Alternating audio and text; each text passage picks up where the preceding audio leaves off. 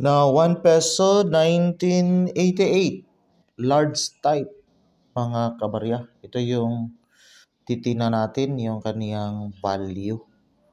So ito yung barya natin na 1 peso na 1988.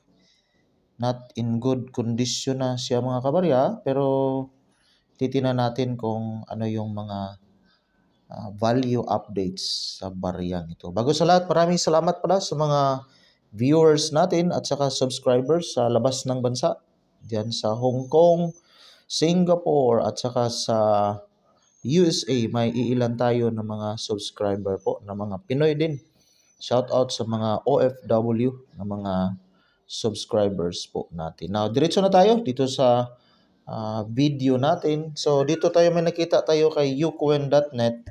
So, at least may idea tayo. So, dito kay ucoin.net. So, ito yung value from 1983 to 1990. 1 peso na kalabaw. Large type. So, try natin tingnan dito. So, 1988 yung barya natin. So, dito may 0.73 US dollar. So, again, 0.73. So, international selling platform yung ucoin. Kaya may kataasan ng konti. While dito sa Carousel PH, may nakita tayo na seller. So, ito yung barya niya. So, wala namang unusual pero faded. Pero yun yung barya niya. So, dito.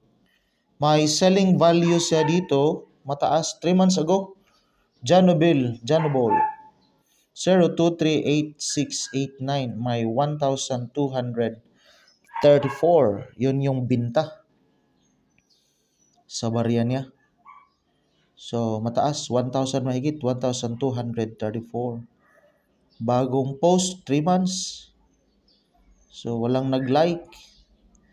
So, depende na rin kung may interesado sa barya niya. So, yun yung price niya is 1,200. I doubt kung may magka-interest. While dito naman kay in.nomista.com, ito yung realistic na value appraisal 1988. So, 15 pesos.